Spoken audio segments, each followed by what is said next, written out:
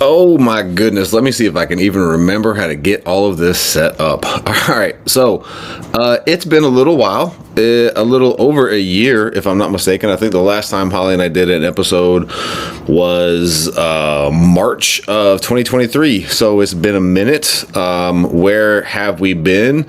And where is Holly at right now? So as I record this, I am in the living room of our apartment. This is where I record most of the videos for our nutrition coaching clients. Lab work analysis, all that stuff. This is where I do a lot of my work. And Holly is camera left, I think is the right direction there. She's over here studying, which is a great segue into where we have been. So we have been, just a quick update. I started back at the local gym, Sports Village Fitness. I started back there in February of 2023, so a little over a year ago. Started out slow. I thought I would start with like 2 days a week until I needed to go to 3 days a week. I think that lasted about a month. Quickly needed to go to 3 days a week. Thought I would do that until I had to go to 4 or 5 days a week. I think that lasted about 2 or 3 months, and before I knew it, I was pretty much booked.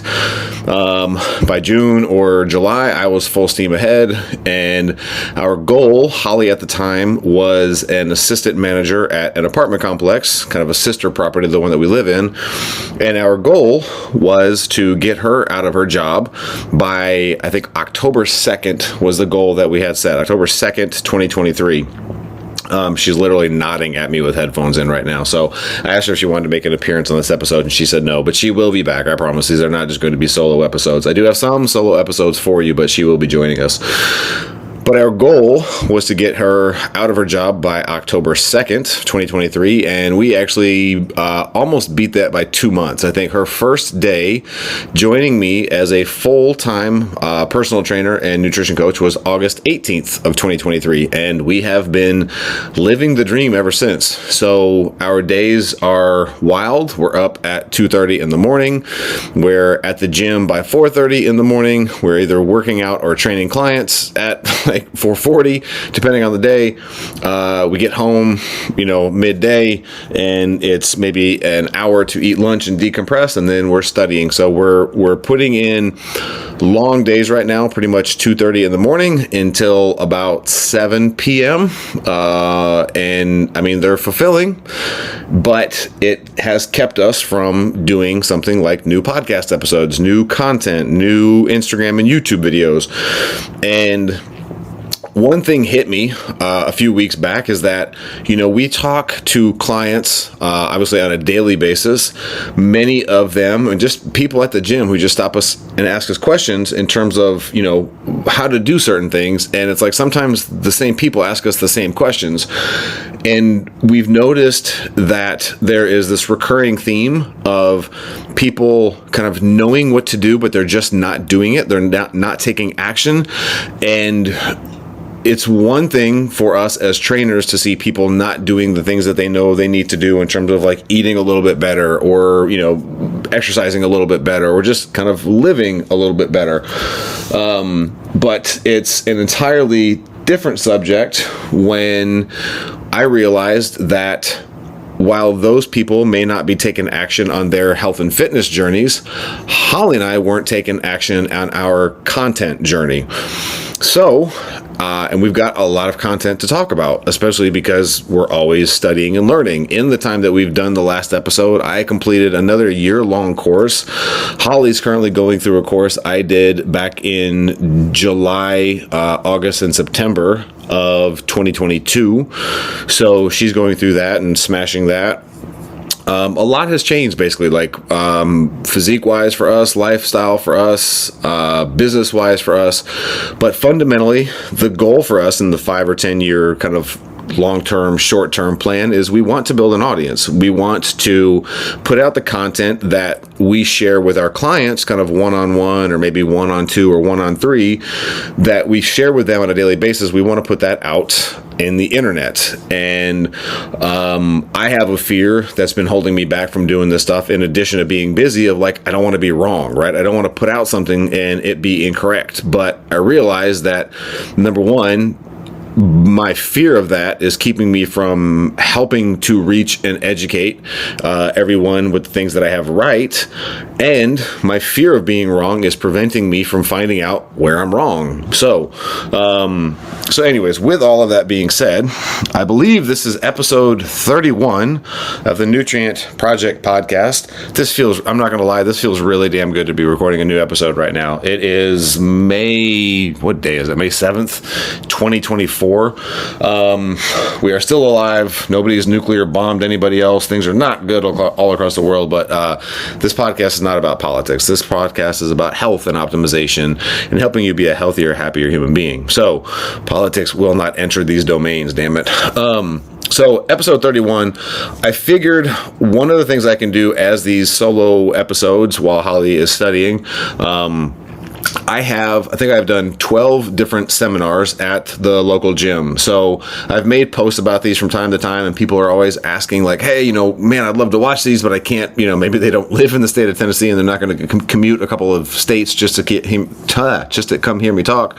Or maybe it's somebody that's local and they just couldn't make the talk. So there are 12 talks that I've done, and I will really quickly back out of this. If you're watching the video of this, you're going to see this would be a really good episode to watch the video for, because we're going to be talking about core supplementation, basically product education for health, energy, and longevity. So I'm going to be going over like the big supplements that I recommend on a pretty common basis, and like literally pictures of the products I would recommend, some pictures of products I wouldn't recommend and why I wouldn't recommend them, et cetera, et cetera.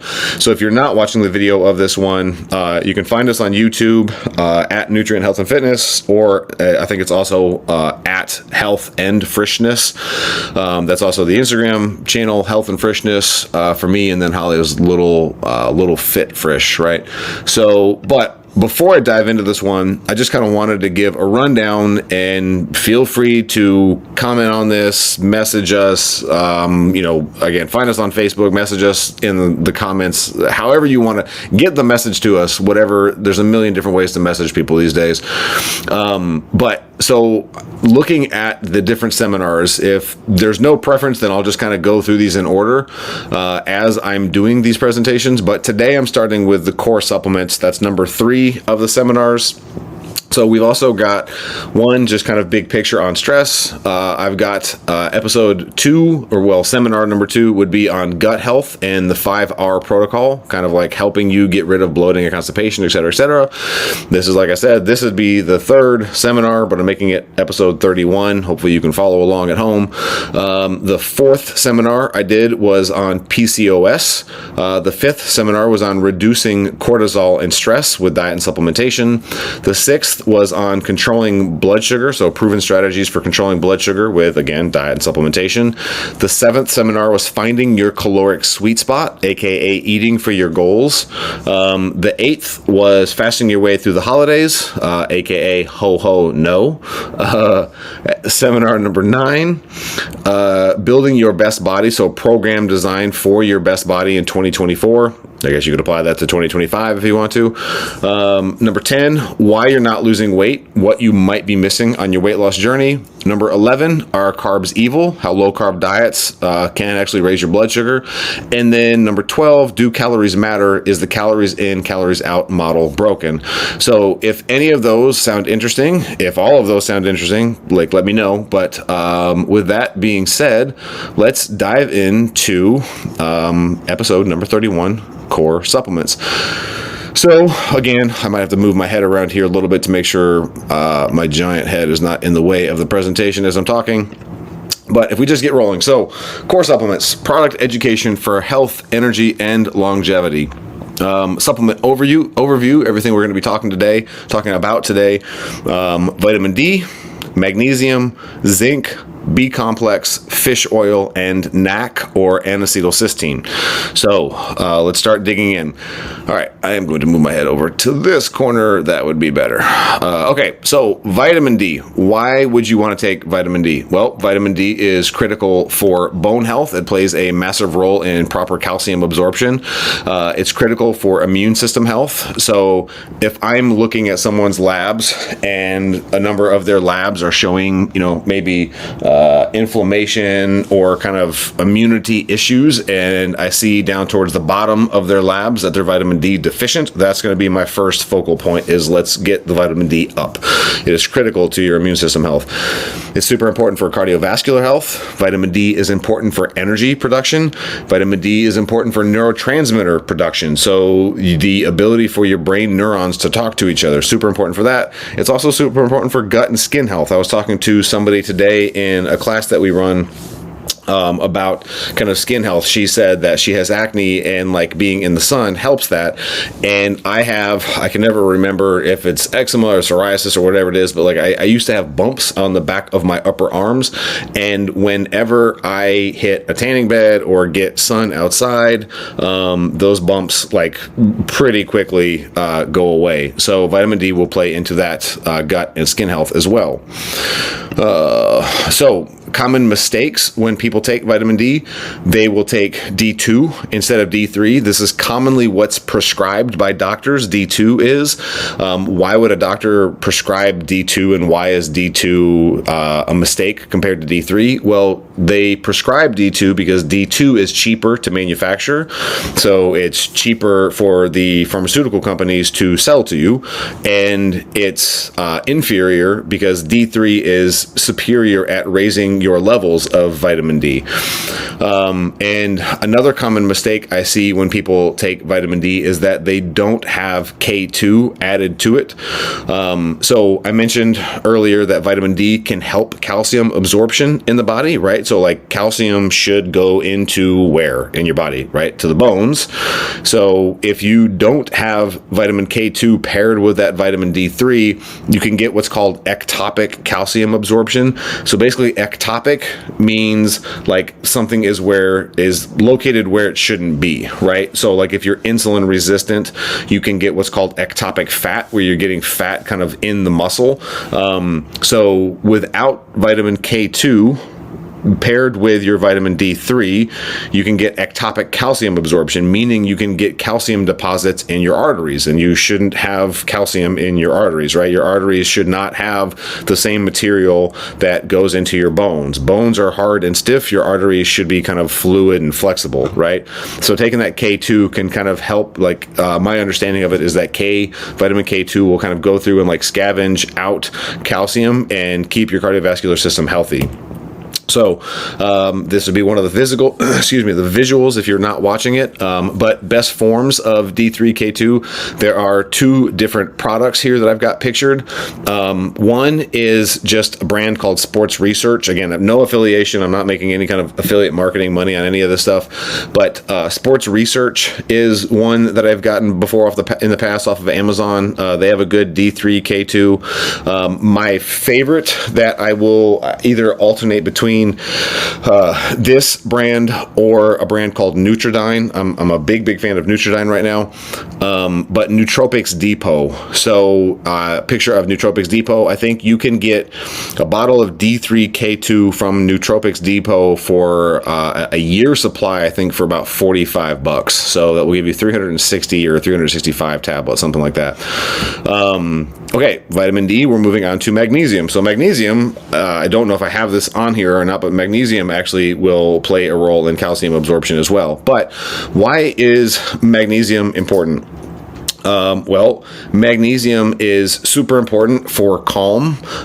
It's funny too, because I put this slide together, or this slideshow together. This would have been probably March or April of last year, and I've learned some things since then. So even like looking at these notes, like I could update this. But so why is magnesium important? Well, it is involved in, at the time I put over 300 different chemical processes in the body. So what does that mean? Like like big picture, like if I say 300 chemical processes, and I actually think that is substantially higher. I've heard that it's like 3,000 chemical processes in the body, but what does that even mean, right? So that basically means that, like, as you're sitting here listening to this podcast, as I'm sitting here recording it, as the world is turning and people are doing their things, the body is doing all kinds of different like things, just reactions happening to make sure that we live, we breathe, we metabolize, right? We produce energy, we think, we all of the stuff we're doing, those all happen through chemical processes. Magnesium is important for, I don't want to stop and Google this to make sure. If somebody can find this and correct me in the comments, let me know, but it's at least 300, if not 3,000 different chemical processes. So it's also super important for the production of ATP. ATP, if you remember back into like high school chemistry, maybe you took some chemistry in college, maybe not, but ATP is essentially like the energy currency of the cell. That's what you'll typically hear it referred to as. So like anything that requires energy in the body, ATP is likely going to be a part of that, and magnesium is a part of like ATP production. Magnesium is super important for muscle relaxation. So I've been talking a lot about electrolytes lately, both in my own journey, but also with some clients. And if we think of like sodium and potassium, sodium is kind of important for like extracellular fluid, so like outside of the cell, and potassium is important for intracellular fluid levels, so like inside the cell. Magnesium, levels of magnesium is kind of what allows those two to go in and out. And again, this would be one of those where it's like, you know, if someone smarter than me hears this and they want to correct me in the comments, but I know that magnesium is potassium protective. So if you say you have adequate levels of potassium, but you do not have adequate levels of magnesium, then that potassium is basically going to be vulnerable, for lack of a better word. So having adequate magnesium is super important for proper electrolyte balance. Magnesium plays a role in metabolizing fats. So that should be a selling point for a lot of people that we work with. We work with a lot of people that want weight loss. Magnesium is also important for protein synthesis. But if we look at a lot of what I just said, ATP production, muscle relaxation, metabolizing fats, protein synthesis, those are all chemical processes, right? So it's like I just said from the beginning, it's super important for all of those. Common mistakes. I literally this morning did a session with someone at the gym, and she was asking me about the magnesium that she was taking. I don't know what the brand was. It was Dr. something. They're all Dr. something. It's always Dr. something. But the brand that she had magnesium oxide. I will typically, if I am looking at any kind of a product, that's usually like kind of a quick way for me to know if I want to put a product back on the shelf, is if I see anything with oxide in it, magnesium oxide in this case, or zinc oxide in some other cases. But if something is, so say a supplement says, hey, we've got magnesium, and if you look at the back of the supplement, it'll say magnesium as, and if you see as magnesium oxide, like I said, I put it back on the shelf, because if it's magnesium oxide, it has what's referred to as a very poor level of bioavailability. That just means that, like, so again, if you're seeing the slide, you'll see that it says oxide 4 to 10%. That means that you're going to absorb like 4 to at best like 10% of that magnesium. So if the thing tells you that you're getting 200 milligrams of magnesium oxide, you're at best getting 20 milligrams, right? Because 10% of 200 is 20. So magnesium oxide is just a very poor form. But again, companies will put that in their product because it allows them to say it's got magnesium in it, right? So I would put that up. Magnesium citrate, I have on here on the slides. If you can't see this, it just says uh-oh with a little toilet emoji. So it's not that citrate is bad, but it's that if someone is dealing with constipation, getting high dose magnesium citrate is something that can help them with resolving that constipation. So I don't typically suggest magnesium citrate as a supplement form unless it's a client who is dealing with constipation, and even then it's not going to be a long-term solution, right? Because if you're constipated, you don't want to just be taking magnesium citrate citrate all of the time to help with your constipation. That's not a healthy solution. Magnesium aspartate is okay. That's a fairly common one too. Like if you go into like your typical supplement store, you'll probably see supplements on the shelves that have magnesium oxide, magnesium citrate, magnesium aspartate. The recommendations I would typically make are better forms. So magnesium malate, magnesium glycinate or bisglycinate, and then magnesium threonate. So if I go through those kind of one by one, the absorption rates are going to differ on all of these, but magnesium malate is typically thought of as better for the muscles. Magnesium glycinate or bisglycinate is usually thought of as better for sleep, and then magnesium threonate is usually thought of as better for the brain health. Or for, I don't know why I said for the brain health, but yeah, whatever. Apparently I need some magnesium threonate. So, what I would typically recommend and what I personally do, we have all three of these at the house, but usually what I have started doing recently is a better way of saying this, is I will take, this is something I actually just learned a couple weeks ago, that magnesium is better absorbed if you take it kind of like small amounts throughout the day as opposed to like a large sum before bed. I used to tell people, get magnesium glycinate because it's best for sleep and it's one of the better kind of absorbed forms, and just take, your whatever 300 or 400 milligrams of it before bed, but you're actually going to absorb it better throughout the day. So what I do is I get magnesium glycinate. I get mine again through Nootropics Depot because it's a powder. And price-wise, it's really good. I think you can get like 250 grams of it for, I think it's $40, maybe a little bit, like 45 or maybe a little under. But I will do half of a teaspoon. Again, this is just what I do. This doesn't mean this is what you have to do. I do half of a teaspoon about 4 to 5 times a day. So again, for me, this is a little bit different. I've noticed some issues with like electrolytes. So like I've always had really bad cramping, especially like in my feet and calves ever since I was a kid. Restless legs used to rock my world when I was like 6 or 7 years old. I remember like crying in bed because my legs would be twitching so bad. Fast forward to like starting to play basketball at like 14 and 15, being super active, doing a bunch of calf raises as a 6'1" white kid, like on my way to being able to dunk.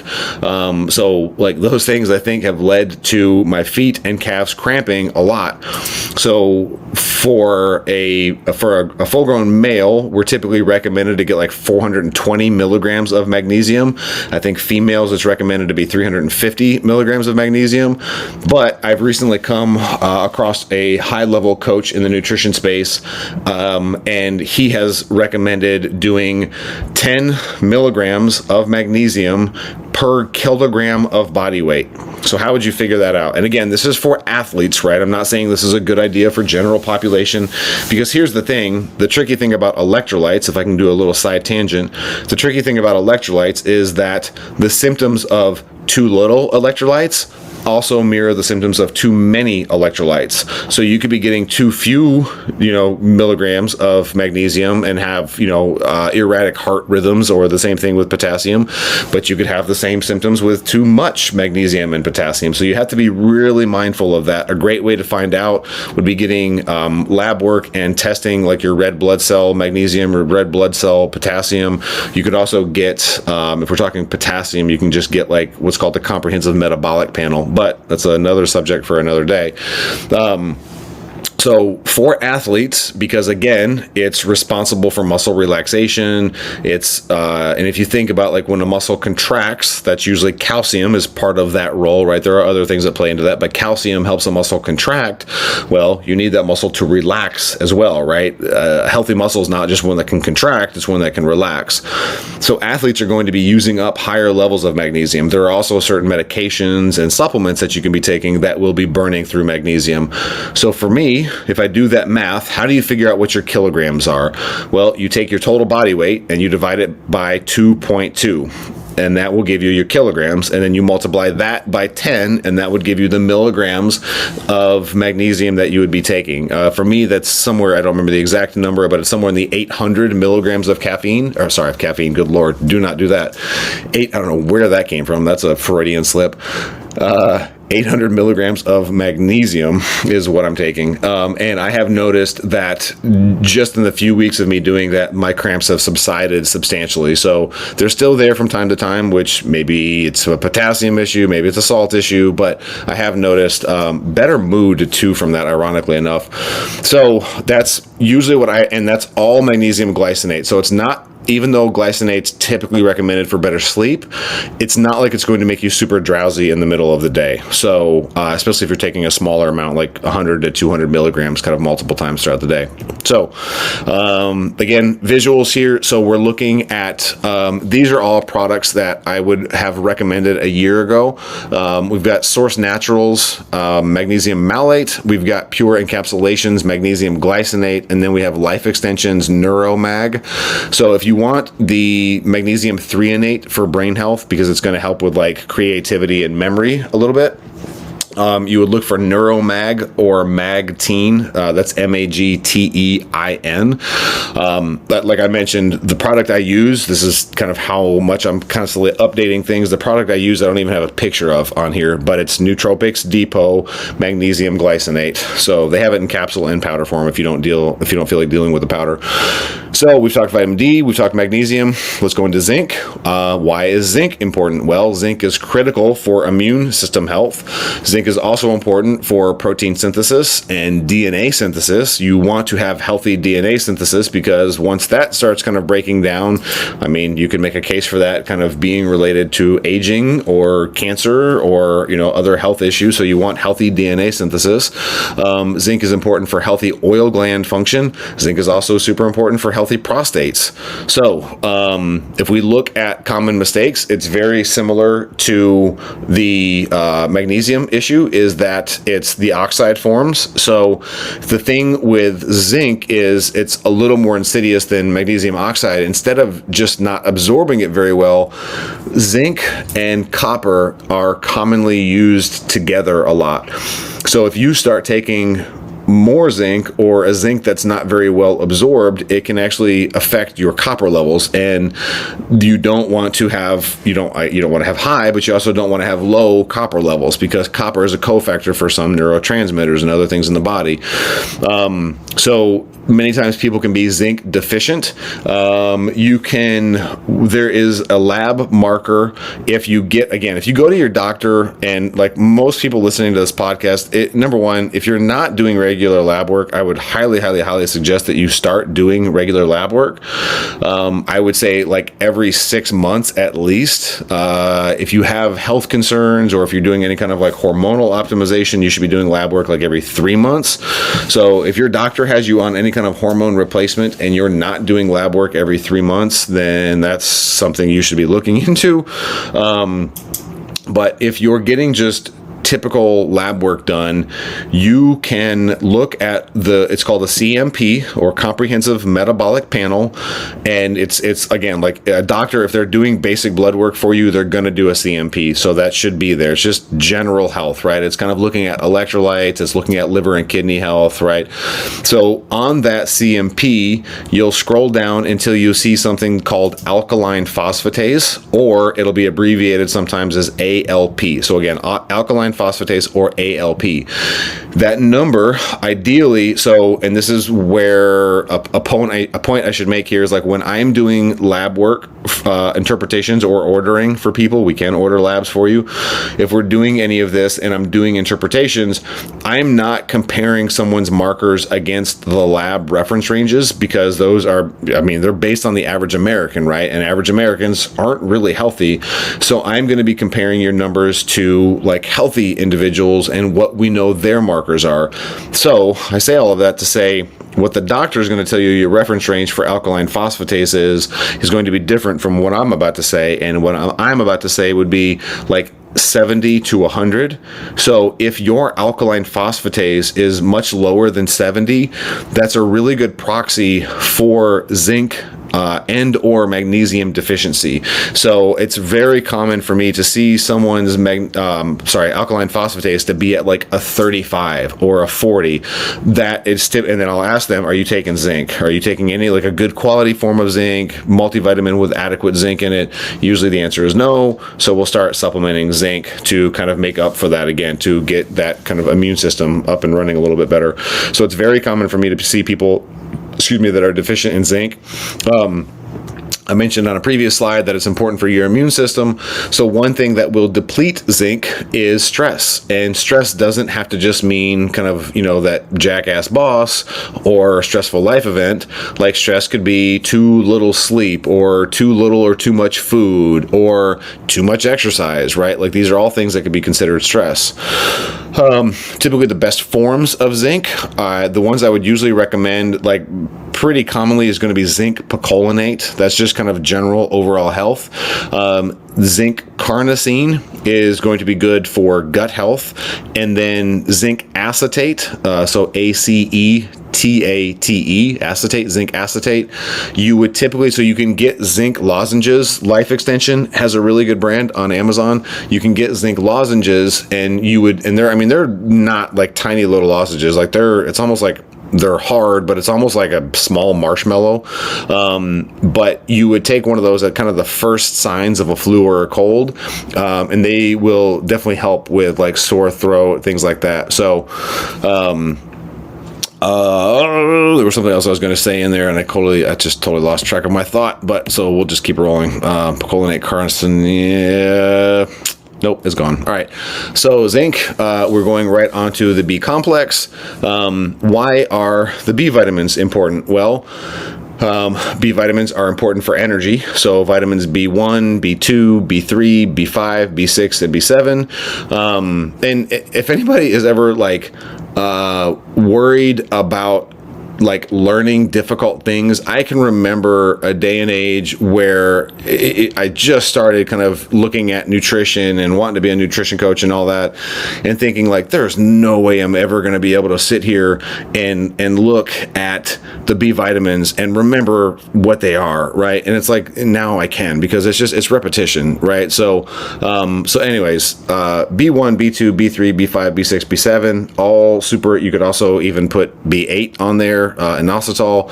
But so these are all super important for energy. If I can kind of some of these things, parse them out a little bit. So B1 is thiamine.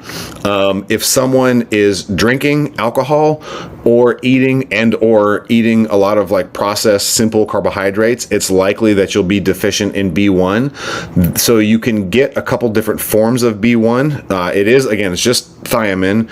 You used to be able to get a type of B1 called sulbutamine, but that is apparently outlawed now by the government, so you can't get a hold of that. At least you might be able to on some like black market website, but Nootropics Depot used to carry it, but you can't get that anymore. But it was really good. Like if I took some of that, I would want to sit down and study for like 5 hours. But you can also get a type of B1 called benfotiamine. So benfotiamine, benfotiamine. That is really good for blood sugar. And there is another one, I think it's called allothiamine or TTFD. If you search TTFD, that is really good for energy. It's also been recommended for people that have GERD, like acid reflux, that TTFD, or again, I think it's allothiamine. If you search that has been shown to be really good for, again, gastric upset. B3 is niacin. So you can get different forms of niacin that are really good for energy. If you look at something like NR or NMN, so NR is nicotinamide riboside, and then NMN is, I think it's nicotine. I'm going to draw a blank here. Nicotinic mononucleotide, maybe? I might be drawing a blank on that. This is where Holly stage left studying could be. You could be my Jamie right now. I could be like, pull that up. Damn it, we missed the boat on that. We should have been doing that. But so yes, B6 is pantothenic acid. No, sorry, that's B5. B6 is pyridoxine. Jamie, pull that up. Help me out here. I'm struggling. So B6 is super important. Like literally, yes. You Google B6, please. Let me know. I think it's pyridoxine. I should know this off the top of my head, but B6 is very. As she slowly Googles, radio silence. Also, as a side tangent, Holly's Google skills are not very good. Right now, she would, if I asked her to like Google B6, I would just say like B6 and just see what it is. She probably like, she typed in, I guarantee you, hey Google, what is the vitamin called that is B6? And now we got, and now it's talking. What do we, okay, It doesn't say. All right, damn it, I'm searching it. B6. So I don't know what is vitamin B6, also known as pyridoxine. So yeah, we're good. Did you search? I don't know. I found it like first thing. I just searched this right there. It's all good. We'll work on that. You're not hired as Jamie yet. We'll get there. So B6 is also really good for stress. So if it will be very depleted for stress as well, right? So that is definitely something to look at. If you feel stressed out, B6 is also commonly deficient in women that are stressed out because female tissue, I think it's breast tissue and ovarian tissue, I think it's ovarian tissue, like sop up B6 like a sponge. So women are typically, like if you're stressed out, going to be more likely to be deficient in B6 than a man.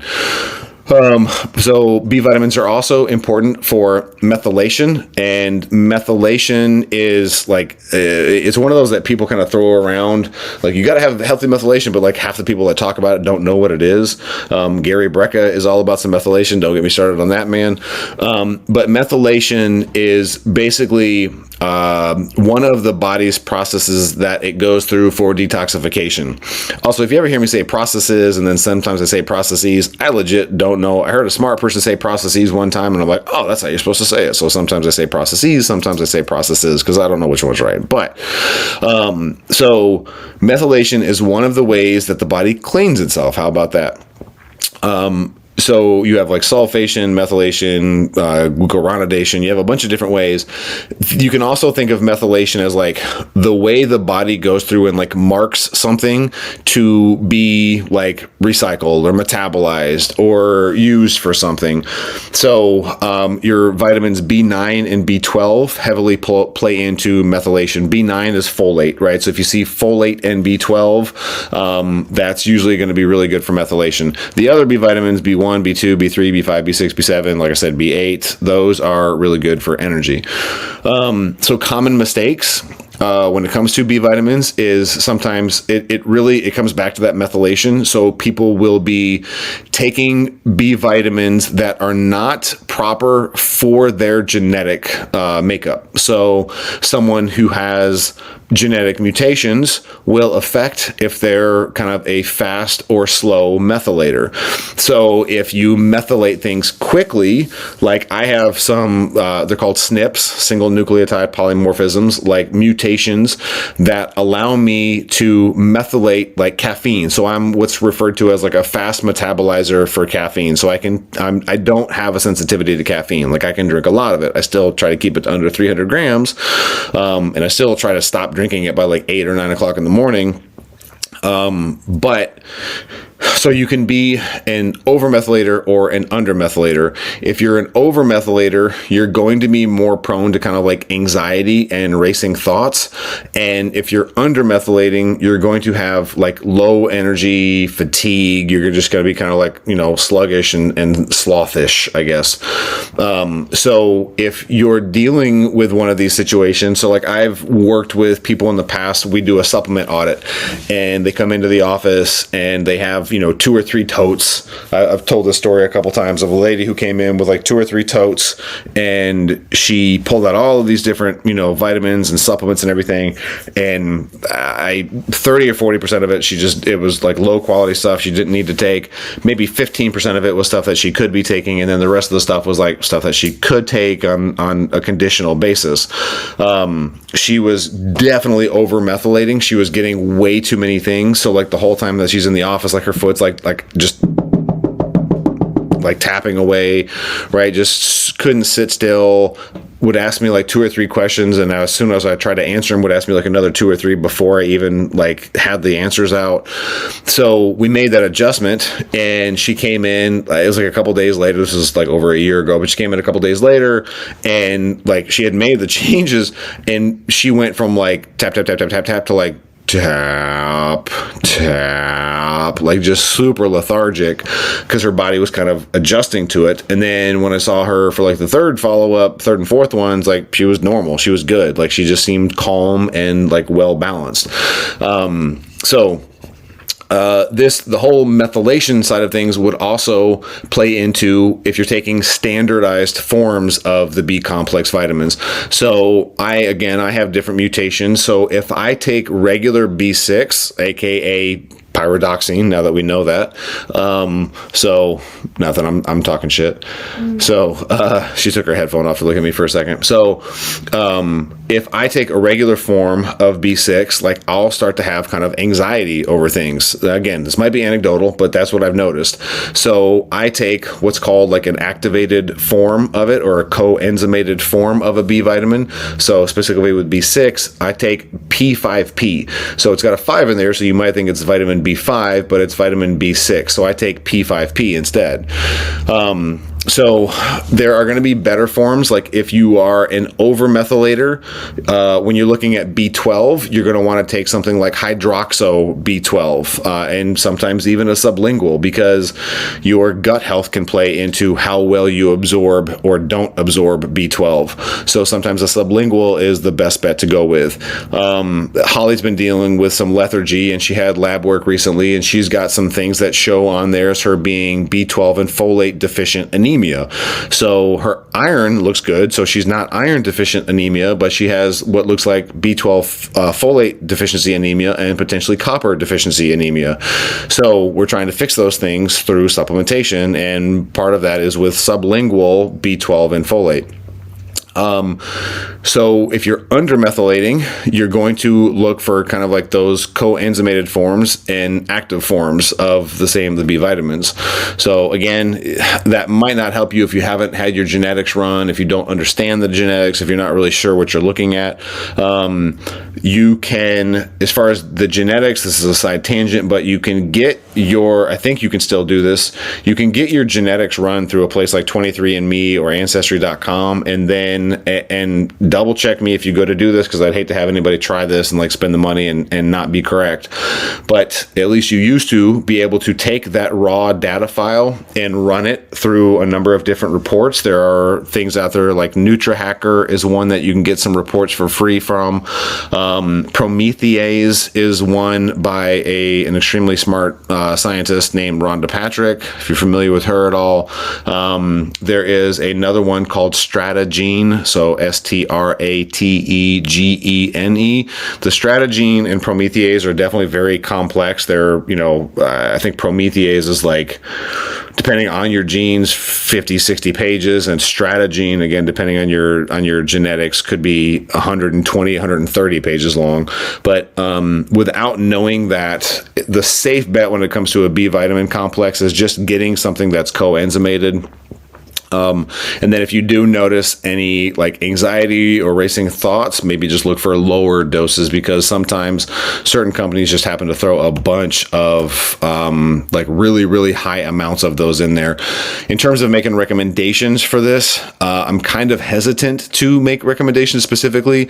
So the one I usually like have recommended in the past is it's from a company called Pure Encapsulations, and then it's Pure Genomics B vitamin complex. So Pure Encapsulations, Pure Genomics B vitamin complex.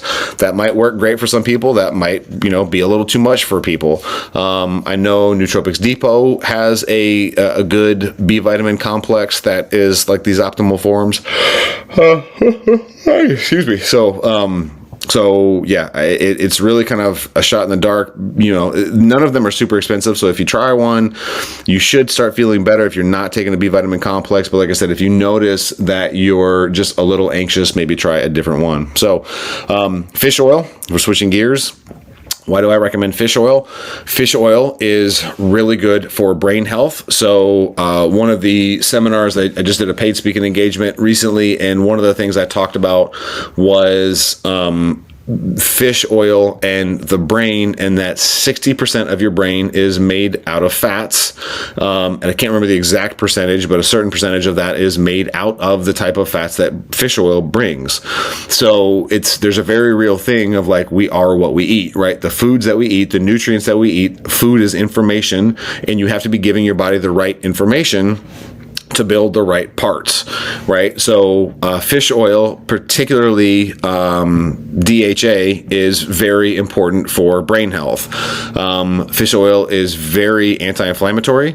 So if you're looking to reduce inflammation, fish oil is very powerful at doing that. Fish oil has been shown to reduce the risk of stroke, dementia, and depression. And there was actually a study, I talk about this a lot, but there was a study that compared Prozac, fish oil, and then a combination of both of them for depression. And the Prozac group had a 50% success rate at, resolving depression.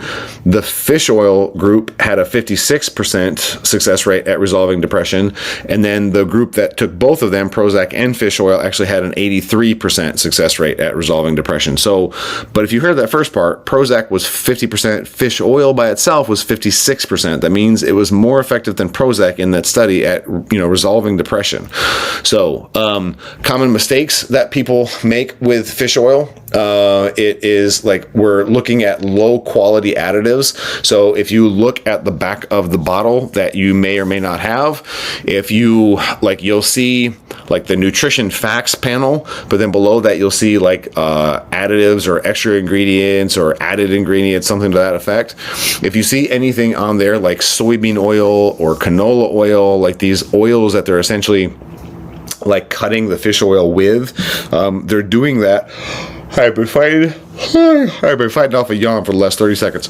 So if you see the product it's got fish oil in there, but it's also got soybean oil or canola oil, or sometimes you'll see like caramel coloring or talc or something like that added in there. Like there's no reason for that to be in there.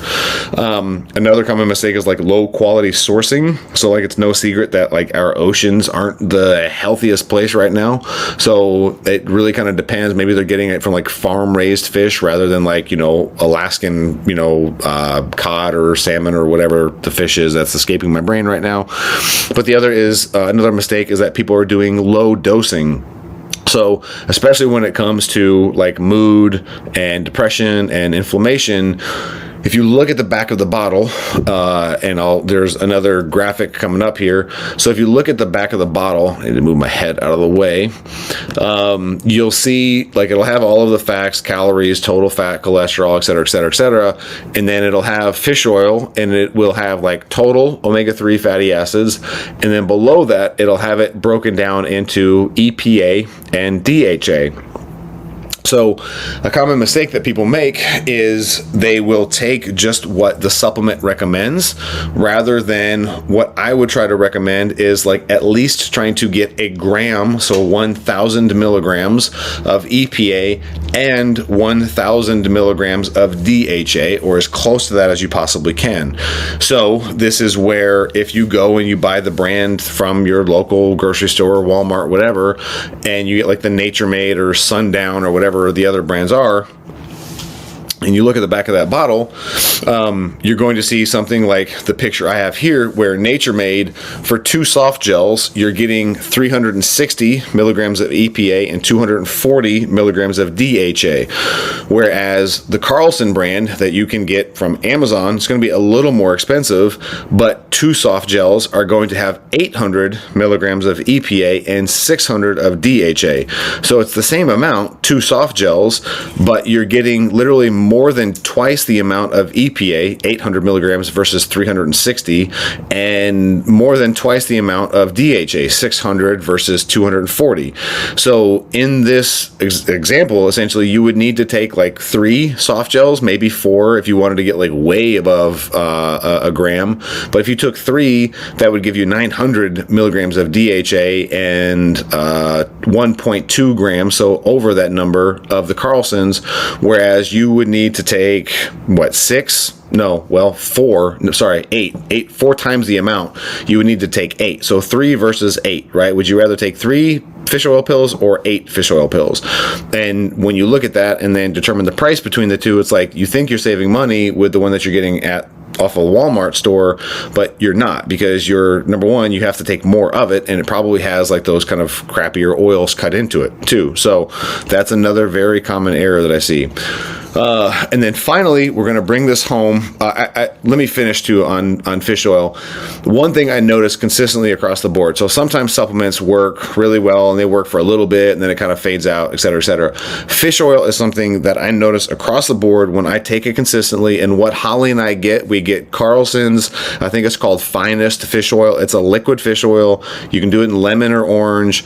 It's like, yes, it tastes like fish, but it's like lemon or orange scented. I'm not a seafood fan. If I can choke it down, like you can choke it down. But if you want to do the capsules, you can do their Elite Omega as well, Carlson's Elite Omega. But that is the thing, like we'll do a tablespoon of it a day, and that gets us well over that 1,000 milligrams of both EPA and DHA. And that hands down is one of the most profound effects on my mood across the board. It also helps with pain, because this is something, to not make it too big of a tangent, but when you have the signal for pain in your body, you're going to have different like enzymatic cascades, and you have an enzyme, I believe it's the PEG enzyme, PEG, and what'll happen is that enzyme will attach to whatever free fatty acids you have in the blood. And if you have an abundance of omega-6s, like the inflammatory seed oils that we're always worried about, right? You do need some of those, but when you have an abundance of them, that enzyme will attach and it will become kind of a pro-inflammatory molecule, meaning it will cause pain, right? It will cause inflammation in the body. But if you have enough like omega-3s, those anti-inflammatory fatty acids, that same enzyme will bind to those omega-3s and will actually be anti-inflammatory in the body. It will reduce pain because it will kind of go to the source of that inflammation and it will quell it rather than make it worse. So that's just kind of another thing that I've noticed from high dose fish oil is my mood, again, anecdotally, but my mood is dramatically better. My level of thinking and like recall is dramatically better, and my pain is dramatically less. So, okay, last one, we're going to talk about NAC, or N-acetylcysteine. This one got really popular when COVID started kind of, making its rounds around the world. This is something I was familiar with like years prior to that. But why is NAC important? It's got a number of other benefits too, but its big benefit is that it's a precursor to something called glutathione. Glutathione is also known as like the master antioxidant in the body. So glutathione is composed of the amino acids cysteine, glycine, and glutamine. And again, NAC is an acetylcysteine, right? So excuse me as I grab a quick drink. Much better. All right. So NAC is a precursor to that glutathione. So glutathione is the master antioxidant in the body. That's important to, again, help reduce inflammation and help improve like oxidative stress status in the body. So oxidative stress, you can kind of think of it like, what does oxygen do to iron outside? Like oxygen rusts iron, right? like oxygen is a very disruptive chemical, and if you think of like free radicals or reactive oxygen species, if you've ever heard either one of those terms, think of it like waste in the body. So reactive oxygen species, right? That's also a free radical. What that does is just, it's kind of going through, it's like the crazy drunk girl at a party who's just destroying everything, right? It's like you need something to come in there and be the anti-drunk girl destroying everything at the party, right? So like help it calm down, help it kind of like partner with something to get it out of the party or out of the body in this example. I don't know where that came from because I haven't been around drunk people or a party in 2 decades, but that's the example I came up with. So we're stuck. Okay, so if we look at like common mistakes that I see with people when it comes to NAC, is that they're not taking it at all. Like they might not be aware of it whatsoever. They also may not be taking a break with it. This is something that I can be guilty of at times for sure as well. But you want to take a break with all supplements at all point in times. Like even something like vitamin C might not be great to take, period, but might not be great to take consistently all the time, right? Another thing that comes to mind is like melatonin. So people will take melatonin at doses that are referred to as supraphysiological, so like way more than the body makes itself, which should be like 300 micrograms. That would also be like 0.3 milligrams, where if you're looking at a supplement, you're taking something that's got like 3 milligrams or 5 milligrams. The problem with that is that a half-life of melatonin breaks down slowly, so the half-life is like how long it takes half of a supplement that you've taken to get out of your body. So if you took 100 grams of something and it has a 5-hour half-life, that means after 5 hours you're going to have 50 grams of it, right? After another 5 hours you're going to have 25 grams of it. After another 5 hours you're going to have 12.5 grams of it, right? And it just kind of keeps chipping down. So something like melatonin, if you're taking melatonin every night to get to sleep, number one, it's not good because it's going to affect your body's like endogenous, like its natural production inside, but it's also going to build up and can cause grogginess. So if you're taking melatonin every night right now and you notice that you wake up really groggy, maybe take a break from the melatonin. But with NAC, if people don't take breaks on it, it doesn't always, but it can lead to what's referred to as anhedonia. So like this just kind of overall lack of pleasure. Like you just don't want to do the things you would normally do, right? Like if you enjoy playing video games and you're just like, I just don't want, if you enjoy reading books, you're like, I just don't really feel like doing it. Like if you have that feeling of, nothing sounds good, and you've been taking NAC at like higher doses for a consistent amount of time, just take a break for like 3-4 days a week and you should return, like everything will return to normal. Another thing that I see commonly with at least mistakes when it comes to like glutathione is people just buying glutathione as a supplement and taking it. So like if you take glutathione as a capsule or a powder as it directly, there are some differences when it comes to like reduced glutathione. But if you just like go to a GNC and buy glutathione and take it off the store shelves, it actually gets destroyed by your stomach acid. So it is an expensive supplement. So when it comes to glutathione directly, like IV is good. You can get reduced glutathione. There are some other solutions out there, but usually when it comes to NAC, I would say like your best bet is finding a supplement that's somewhere between like 600 milligrams to 1,000 milligrams, and depending on what you're dealing with, maybe take 600 milligrams once a day. You could take 300 milligrams a couple times a day.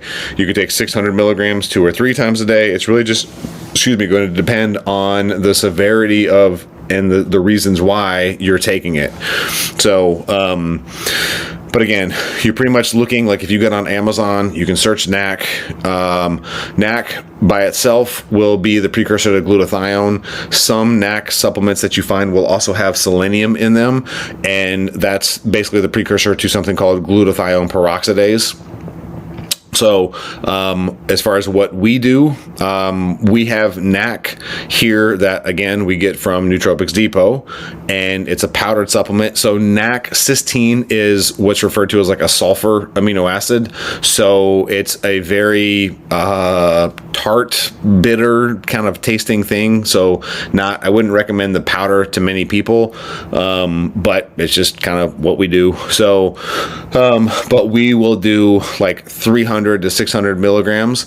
I've recently found out genetically, again, this is just kind of getting down in rabbit holes. Genetically, I produce less of an enzyme called DAO, and DAO helps to break down histamines, and I produce less of that. So that means that like I can be a little more sensitive to like allergic reactions to some foods. NAC will actually reduce DAO expression by, I think, about 20%. So I haven't stopped taking NAC, but I've kind of reduced my dose, or maybe I'll take a day off here and there. So, but that is everything, guys. So if anything in here raised more questions, please feel free to message us. So again, I've got like another 10 to 11. I don't know if I'll do the first seminar that I did back in March of last year, because it was pretty basic. It'll be like a 10-minute episode just about stress, and I don't think anybody would care to listen to it. But all of the other ones, I think they would be good to put out there. The PCOS one, the gut health one, and everything else in between, macros, calories, all that stuff. But we're also always looking for subjects to talk about. So find us on Instagram and YouTube, but let us hear from you. So if you want to hear more about supplements, if you want to hear nutrition tips and product reviews, I'm sitting here looking at like a couple different massage guns. Like we've got a Theragun, we've got one on Amazon, whatever. Product reviews, whether it's pre-workouts or protein powders, like what do we do for protein? Do we get it from myprotein.com? Do we get grass-fed, stevia based from Amazon? Like what do we do there? What do we use for going to bed? All of this different stuff. I feel like we've got our lifestyle pretty well dialed in, again, to be able to run from 2:30 in the morning until like 7 o'clock. Our lab work looks pretty good. We both feel pretty good. We're in good moods all day long. So I feel like we have advice that we can definitely help. So if you're interested in supplements, nutrition tips, product reviews, training advice, even like physiology questions, right? So I've been helping people at the gym, people who have, and just recently, like a number of people who have had liver issues have reached out to me. I've suggested certain supplements. They start taking them 2 or 3 weeks later, like I feel so much better. Oh my God, thank you so much. Somebody recently told me that I'm the missing link in their medical journey. In the last year, since we've been kind of MIA on the podcast, I've had people tell me that I've helped them more in 6 months than their doctors have in 16 or 17 years, right? So it's like, this is what we do. This is what we love. So if you have questions, don't hesitate to reach out and let us help. Now, if it's something like a full long form, I can make a podcast out of it. Me and Holly can hop on here. If it's something just quick, like I've done some of the Hey Andy kind of videos on Instagram, we upload some of our training on Instagram, but we are making a hard push for a dedicated following online, be that Instagram, YouTube, and on the podcast. So, and again, if you're seeing this visually, here's where you can find us. So obviously the Nutrient Health Project podcast, that's available anywhere that you can find podcasts. YouTube, we are at Nutrient Health and Fitness, or at health.and.freshness, again, FRISCHNESS, Health and Freshness. Same handle on Instagram. So I'm at Health and Freshness on Instagram. Holly is at little.fit.fresh. And then nutrient_official is the business page on Instagram. And then you can find me on Facebook just as Andy Frisch if you want to get into the more philosophical mindset kind of stuff. So that's where I'm super active there, but I'm trying to be more active on Instagram. TikTok as well. I didn't put that on here, but I think I am relentlessly AF on TikTok. I think it's relentlessly_AF on TikTok. Pretty much anything that goes on Instagram is going to go on TikTok right now. So with that, if you have questions, if you need help, let us know. I am more than excited, more than willing, more than happy to answer those and help provide some guidance. So with that, I love everybody that's listening. I appreciate your support. I appreciate your time. I hope you learned something here, and I will see you guys on the next episode. And I will try to harangue Holly into doing one and putting down her studying. So, all right, that's all we got, guys. I'll talk to you on the next one. Later.